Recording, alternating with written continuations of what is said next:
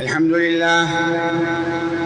لله نحمده ونستعينه ونستغفره ونؤمن به ونتوكل عليه ونعوذ بالله من شرور أنفسنا ومن سيئات أعمالنا من يهده الله فلا مضل له ومن يضلله فلا هادي له وأشهد أن لا إله إلا الله وحده لا شريك له وأشهد أن سيدنا ومولانا محمدًا عبده ورسوله صلى الله تعالى على خير خلقه سيدنا ومولانا محمد وعلى آله وأصحابه أجمعين. اللهم صل على سيدنا ومولانا محمد وعلى آل سيدنا ومولانا محمد وبارك وسلم صلاة وسلاما كثيرا كثيرا. مولاي صل وسلم دائما أبدا على حبيبك من زانت به العصر. أما بعد فأعوذ بالله من الشيطان الرجيم. بسم الله الرحمن الرحيم. رب هب لي من الصالحين. فبشرناه بغلام حليم فلما بلغ معه السعي قال يا بني إني أرى في المنام أني أذبحك فانظر ماذا ترى.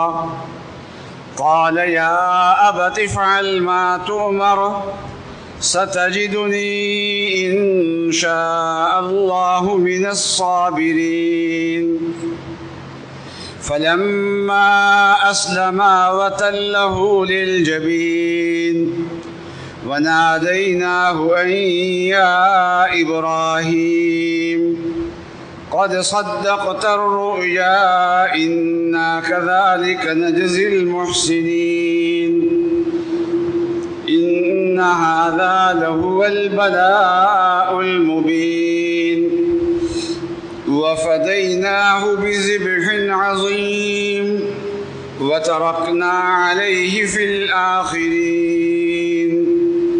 صدق الله العظيم وصدق رسوله النبي الكريم.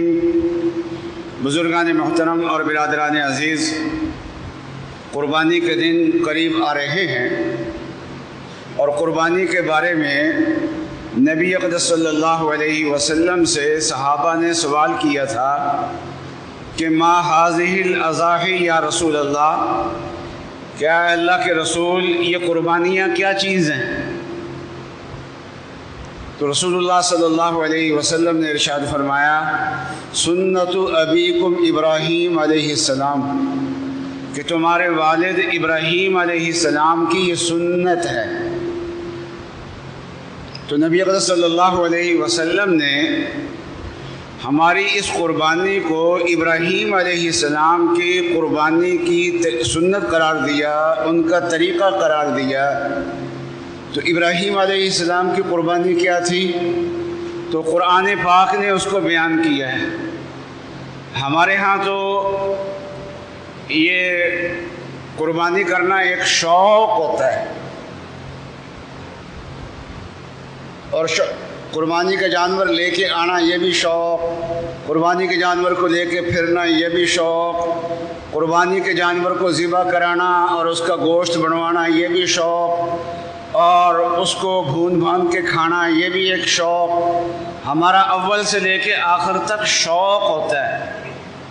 اور ابراہیم علیہ السلام کی جو قربانی تھی، اس قربانی کو اللہ تبارک و تعالی نے ان کی آزمائش قرار دیا ہے۔ ان ھذا لہو البلاء المبین، فرمایا کہ یہ آزمائش تھی اور بہت بڑی آزمائش تھی، چھوٹی آزمائش بھی نہیں تھی۔ ابراہیم علیہ السلام نے اپنی قوم میں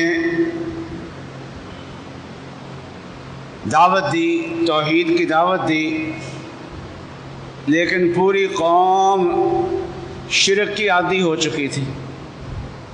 اس وقت کے حکمران بھی شرک کے عادی ہو چکے تھے۔ ابراہیم علیہ السلام کا اپنا گھرانہ بھی شرک کا عادی ہو چکا تھا۔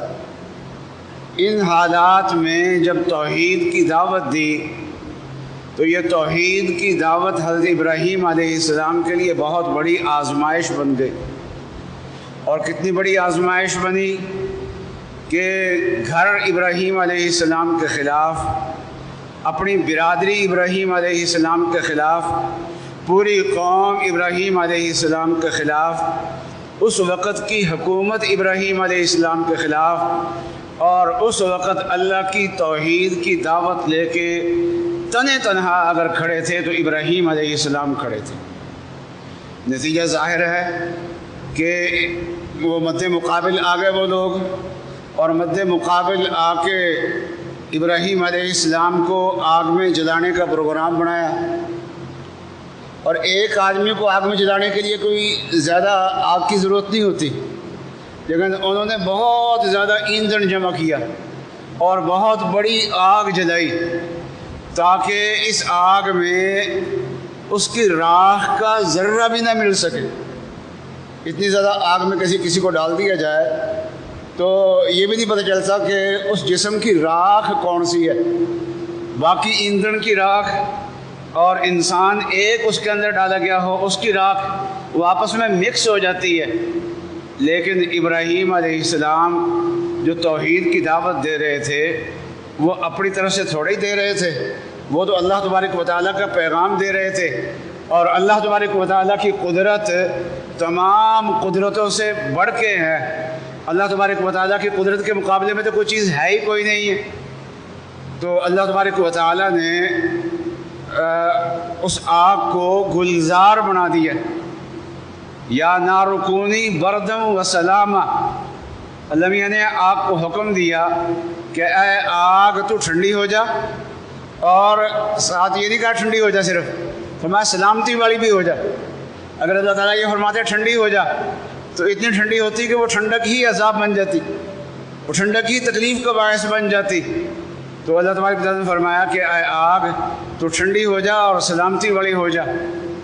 تو آگ میں جب ابراہیم علیہ السلام کو ڈالا گیا تو ابراہیم علیہ السلام کے لیے یہ اللہ تبارک و تعالیٰ کے قرب کا عظیم ذریعہ تھا۔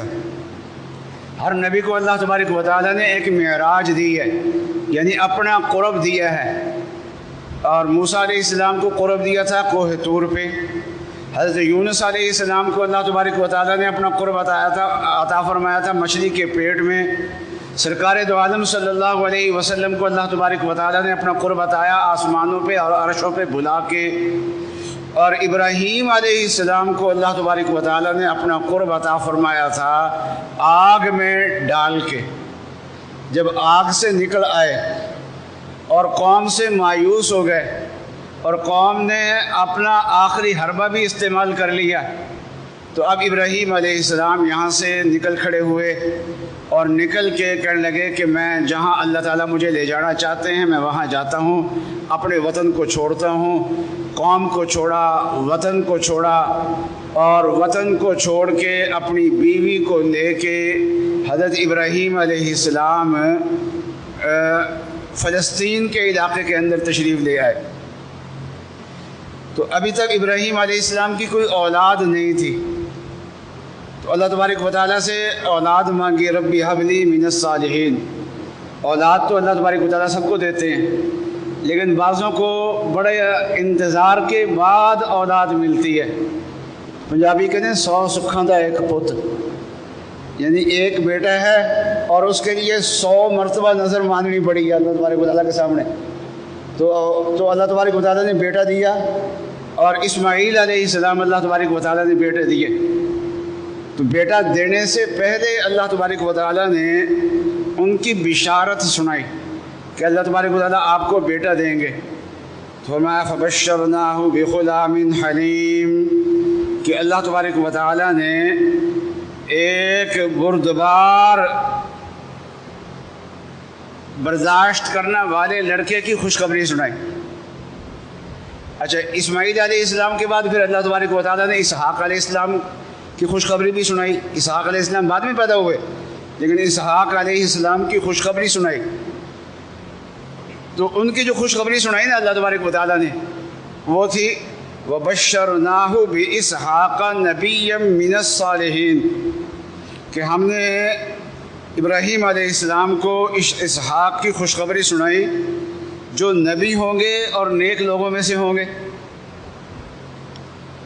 تو عیسائی کہتے ہیں کہ تمہارے قرآن پاک میں تمہارے نبی کے جو والد ہیں اسماعیل علیہ السلام، ان کی جب خوشخبری سنائی تو ان کو نبی نہیں کہا گیا،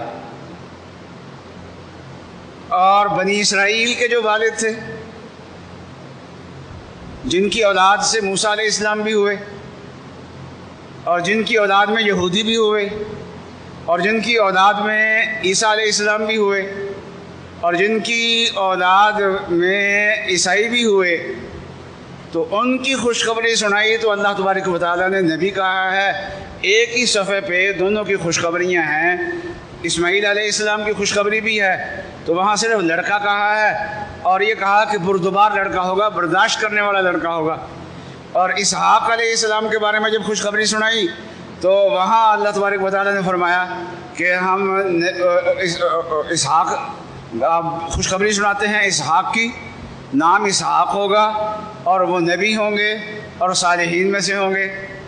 تو بات اصل میں یہ ہے کہ اسحاق علیہ السلام کی قربانی اللہ میاں نے نہیں مانگنی تھی، اور اسماعیل علیہ السلام کی اللہ تبارک و تعالیٰ نے قربانی مانگنی تھی۔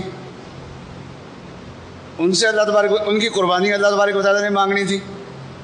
اگر اللہ تبارک و تعالیٰ ان کے پیدا ہونے سے پہلے یہ کہہ دیتے کہ وہ نبی ہوں گے، تو نبی تو بڑی عمر میں جا کے انسان بنا کرتا ہے، تو پھر ابراہیم علیہ السلام کو پہلے سے پتہ ہونا تھا کہ اس نے اللہ کا نبی بننا ہے اور اس نے بڑی عمر پانی ہے، اور جب اللہ تبارک و تعالیٰ ان کو ذبح کرنے کا حکم دیتے تو ابراہیم علیہ السلام کو پتہ ہونا تھا کہ اللہ کا حکم تو ہے لیکن اس نے ذبح ہونا نہیں ہے، تو آزمائش نہ ہوتی، ابراہیم علیہ السلام کی آزمائش نہ ہوتی، تو اللہ تبارک و تعالیٰ نے ابراہیم علیہ السلام کی آزمائش کرنی تھی، تو اللہ تبارک و تعالیٰ نے بیٹا دیا، اور بیٹا دینے کے بعد پھر اللہ تبارک و تعالیٰ نے خواب دکھایا کہ بیٹے کو ذبح کر رہے ہیں۔ یاد رکھیے، بڑے سے بڑے ولی کا خواب وہی نہیں ہوتا، اور خلاف شریعت عمل کرنے کی اجازت نہیں ہوتی اس کی۔ کسی کو یہ خواب آیا کہ میں اپنے بیٹے کو ذبح کر رہا ہوں، تو بڑے سے بڑے ولی شیخ عبد القادر جیلانی کو بھی یہ خواب آ جائے تو اپنے بیٹے کو ذبح کرنے ان کے لیے جائز نہیں ہوگا، حتیٰ کہ کسی صحابی کو بھی یہ خواب آ جائے تو اس کے لیے یہ جائز نہیں ہے کہ اپنے بیٹے کو ذبح کرے، لیکن اللہ کے پیغمبر کو جو خواب آتا ہے وہ وہی ہوتا ہے۔ آج کتنے بدقسمت لوگ ہیں کہ رسول اللہ صلی اللہ علیہ وسلم کی احادیث کو وہی ماننے کے لیے تیار نہیں ہیں، رسول اللہ صلی اللہ علیہ وسلم کی احادیث کو اللہ کا حکم ماننے کے لیے تیار نہیں ہیں، کہتے ہیں جی اللہ کے جو احکام ہیں وہ صرف قرآن پاک میں ہیں، اور نبی اقدس صلی اللہ علیہ وسلم کی زندگی، نبی اقدس صلی اللہ علیہ وسلم کی عملی سنت، نبی اقدس صلی اللہ علیہ وسلم کے ارشادات اس کو دین نہیں مانتے۔ ارے نبی اقدس صلی اللہ علیہ وسلم کی زندگی تو جاگتے ہوئے زندگی ہے، پیغمبر کا تو جو خواب ہوتا ہے وہ بھی اللہ کی وحی ہوتا ہے، وہ بھی اللہ تبارک و تعالیٰ کا حکم ہوتا ہے۔ تو اب جب یہ وحی، تو اللہ تعالیٰ سے بیٹا مانگا، وطن چھوڑ کے آئے، اتنی قربانیاں دے کے آئے، اور اللہ تعالیٰ سے مانگ کے بیٹا لیا۔ اللہ تبارک و تعالیٰ نے بیٹا کے بارے میں پہلے بتا دیا کہ بچہ نیک ہوگا، بڑا بردبار ہوگا، بڑا اچھا ہوگا۔ تو ایسا بیٹا ہمیں اللہ تبارک و تعالیٰ بیٹا دیں تو ہمیں پتہ نہیں ہے کہ بڑے ہو کے اس نے کیا پڑھنا ہے، لیکن اللہ تبارک و تعالیٰ نے ابراہیم علیہ السلام کو جو بیٹا دیا ہے ان کے بارے میں تو پتہ ہے کہ اس نے بڑے ہو کے کیا پڑھنا ہے، اس نے بڑے ہو کے کیا پڑھنا ہے، تو ان کو تو ان کے مستقبل کا بھی پتہ ہے۔ تو اتنا قیمتی بیٹا جس کے مستقبل کے بارے میں بھی اچھی بات اللہ تبارک و تعالیٰ نے ابراہیم علیہ السلام کو بتا دی، اور اب خواب کے ذریعے سے حکم یہ دیا جا رہا ہے کہ اس کو ذبح کیا جائے۔ لیکن یہ ہے کہ اگر اس خواب پہ عمل کریں، اسماعیل علیہ السلام گھبرا جائیں اور مزاحمت کریں تو پھر کیا ہوگا؟ اس لیے پہلے اسماعیل علیہ السلام کو بھی اپنا ہم خیال بنانا پڑا۔ اور یہ خواب کب ہے؟ فلما بلغ معہ السعی، جب ابراہیم علیہ السلام اسماعیل علیہ السلام ابراہیم علیہ السلام کے ساتھ چلنے پھرنے کے قابل ہو گئے تھے، ساتھ آنے جانے کے قابل ہو گئے تھے، یعنی تھوڑے سے ذرا سیانے لڑکے ہو گئے تھے، تو تھوڑے سے اونچے ہو گئے تھے، ابھی بالغ نہیں ہوئے تھے، پورے مرد نہیں ہوئے تھے، تو لیکن ابھی تھے تو لڑکے ہی، لیکن ابراہیم باپ کے ساتھ چلنے پھرنے کے، باہر آنا جانا باپ کے ساتھ اس قابل ہو گئے تھے۔ فلما بلغ معہ السعی، اور جب یہ اس عمر کو پہنچے، بہت سے لوگ کہتے ہیں جی قربانی جو ہے نا وہ یہاں نہیں ہے، وہ حج میں ہوتی ہے، حالانکہ حج ہوا ہے جب بیت اللہ کی تعمیر ہوئی ہے، اور بیت اللہ کی تعمیر اس وقت ہوئی ہے جب اسماعیل علیہ السلام بڑے ہو گئے تھے اور بیت اللہ شریف کی تعمیر میں حصہ لینے کے قابل ہو گئے تھے، اور قربانی جو ہے اسماعیل علیہ السلام کی وہ بیت اللہ کی تعمیر سے پہلے ہے، جب اسماعیل علیہ السلام ابراہیم علیہ السلام کے ساتھ چلنے پھرنے کے قابل ہو گئے تھے، تو اس وقت یہ قربانی ہوئی ہے۔ تو اس لیے قربانی الگ چیز ہے، وہ پہلے کی ہے، قربانی کی تاریخ پہلے کی ہے اور حج کی تاریخ بعد کی ہے۔ لما بلغ معہ السعی، فرمایا یا بنی انی اری فی المنام انی اذبحک، کہ اے بیٹے میں تجھے خواب میں دیکھ رہا ہوں کہ میں تجھے ذبح کر رہا ہوں۔ فانظر ماذا تری، یہ نہیں فرمایا کہ ذبح کر دیا تجھے، خواب میں یہ دیکھا ہے تجھے ذبح کر دیا، ذبح کر دیا نہیں، ذبح کر رہا ہوں، ذبح بڑا عمل کر رہا ہوں۔ تو جو ابراہیم علیہ السلام کو خواب نظر آیا نا، تو مرزا غلام احمد قادیانی نے بڑی بشارتیں سنائی ہیں اپنی سچے ہونے کے لیے، لیکن اس کی کوئی ایک بشارت بھی صحیح نہیں ہوئی، کبھی پوری نہیں ہوئی۔ ہاں البتہ وہ کہتا تھا کہ اگر میں جھوٹا ہوں گا نا تو پھر ہیضہ کی بیماری میں مروں گا، تو اس کی یہ خوشخبری پوری ہوئی، ہیضہ کی بیماری کے اندر وہ مرا ہے، بری موت وہ مرا ہے۔ تو ہم مرزائیوں کو کہتے ہیں کہ یہ کیسا پیغمبر ہے کہ اس کی کوئی ایک بشارت بھی پوری نہیں ہوئی۔ کہنے لگے جی اور انبیاء علیہ السلام کے ساتھ بھی ایسا ہوا ہے۔ ہم نے پوچھا اور کسی نبی کے ساتھ کیسا ہوا، کب ہوا ایسا؟ تو کہنے لگے کہ دیکھو نا ابراہیم علیہ السلام نے خواب دیکھا تھا کہ بیٹا ذبح کیا ہے، ہوا تو نہیں ذبح، تو خواب تو پورا نہیں ہوا۔ تو یاد رکھیے ابراہیم علیہ السلام نے خواب یہ نہیں دیکھا تھا کہ ذبح کر دیا، بلکہ خواب یہ دیکھا ہے ذبح کر رہا ہوں، چنانچہ وہ خواب ضرور پورا ہوا۔ تو بیٹے سے کہا یا بنی انی اری فی المنام انی اذبحک، میں تجھے ذبح کر رہا ہوں، فانظر ماذا تری، تو جو ہے اپنی رائے دے کیا کرنا چاہیے تجھے، یعنی تو اس خواب کی تعبیر کیا سمجھتا ہے۔ لیکن بیٹا جو تھا وہ پیغمبر کا بیٹا تھا، وہ جانتا تھا کہ میرا والد پیغمبر ہے، اور پیغمبر کا جو خواب ہوتا ہے وہ وہی ہوتا ہے، وہ بچپن میں جانتے تھے۔ آج بڑی عمر میں لوگ جا کے پیغمبر کی بات کو دین نہیں مانتے۔ تو فرمایا یا ابت افعل ما تؤمر، اے ابا جان جس چیز کا آپ کو حکم دیا ہے آپ اس پہ عمل کریں، آپ اپنا آپ اللہ کا حکم پورا کریں، مجھ سے پوچھنے والی بات کیا ہے؟ باقی رہا میری بات ہے تو ستجدنی انشاء اللہ من الصابرین، کہ تم مجھے صبر کرنے والا پاؤ گے، میں تیار ہوں، آپ مجھے ذبح کرو گے میں صبر سے ذبح ہونے کے لیے تیار ہوں۔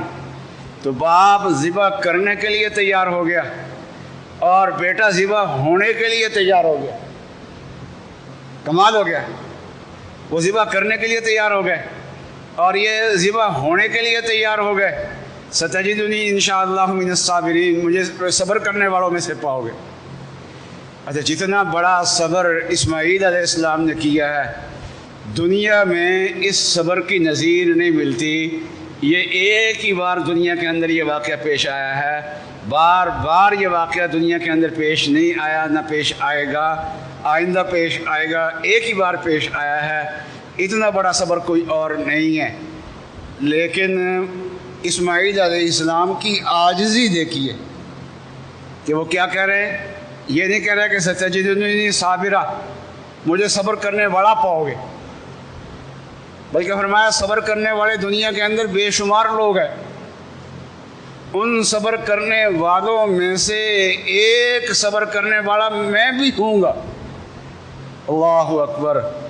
ہیں اتنے بڑے صابر، لیکن اپنے آپ کو بڑا صابر نہیں کہہ رہے، بڑا صبر کرنے والا نہیں کہہ رہے، بلکہ یہ کہہ رہے ہیں کہ دنیا کے اندر بے شمار صبر کرنے والے ہیں، ان میں سے ایک میں بھی ادنا ایک صبر کرنے والا ہوں گا۔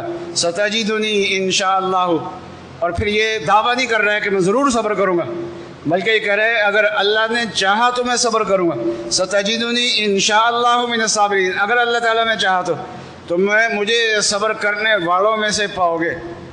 فلما اسلما، دونوں اللہ کے حکم کے تابع ہو گئے، باپ بھی اللہ کے حکم کو ماننے کے لیے تیار ہو گیا، بیٹا بھی اللہ کا حکم ماننے کے لیے تیار ہو گیا۔ فلما اسلما وتلہ للجبین، اور جب دونوں اللہ کے حکم کے تابع ہو گئے اور پیشانی کے بل لٹا دیا، کروٹ نہیں، الٹا لٹایا، تاکہ بیٹے کا چہرہ دیکھ کے ترس نہ آئے، پیشانی زمین کے اوپر کر دی اور پھر چھری پھیرنی شروع کی۔ وَنَادَيْنَاهُ فَلَمَّا أَسْلَمَا وَتَلَّهُ لِلْجَبِينِ، پیشانی کے بل لٹا کے چھری پھیرنی شروع کی۔ لیکن ابراہیم علیہ السلام کو حکم تھا چھری پھیرنے کا، اور چھری کو حکم تھا نہ کاٹنے کا، اس لیے ابراہیم علیہ السلام اپنا کام کر رہے تھے جو اللہ کا حکم ان کو تھا، اور چھری وہ کام کر رہی تھی جو اللہ تبارک و تعالیٰ کا حکم ان کو تھا۔ ان کو اللہ تبارک و تعالیٰ نے وہ حکم دیا، انہوں نے اس حکم پہ عمل کر لیا، اور چھری کو اللہ تبارک و تعالیٰ نے نہ کاٹنے کا حکم دیا اور انہوں نے وہ حکم پورا کر دیا۔ پھر اللہ یہ فرماتے وَفَدَيْنَاهُ بِذِبْحٍ عَظِيمٍ، ہم نے ذبح عظیم دیا ان کو۔ اور کہہ رہا ہے کہ جب وہ مینڈا لے کے آئے، حضرت جبرائیل علیہ السلام مینڈا لے کے آئے اسماعیل علیہ السلام کی جگہ پہ ذبح کرنے کے لیے، اور مینڈا لے کے آ رہے تھے تو آواز دی اللہ اکبر اللہ اکبر۔ تو ابراہیم علیہ السلام نے اوپر دیکھا تو مینڈا آ رہا ہے جو اسماعیل علیہ السلام کی جگہ پہ ذبح کیا جائے گا۔ وہ فدیناہ بذبح عظیم، تو لا الہ الا اللہ واللہ اکبر۔ اور جب اسماعیل علیہ السلام نے یہ منظر دیکھا تو انہوں نے کہا اللہ اکبر وللہ الحمد۔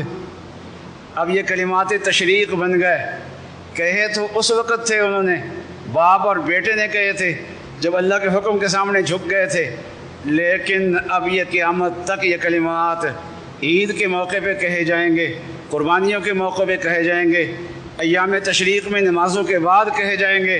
یہ ابراہیم علیہ السلام کی یاد ہوگی، تو قربانی جو ہے نا حتی الوسع کرنی چاہیے، اس لیے کہ ابراہیم علیہ السلام نے آخر کار مینڈا ذبح کیا تھا، لیکن ثواب ان کو بیٹا ذبح کرنے کا ملا ہے۔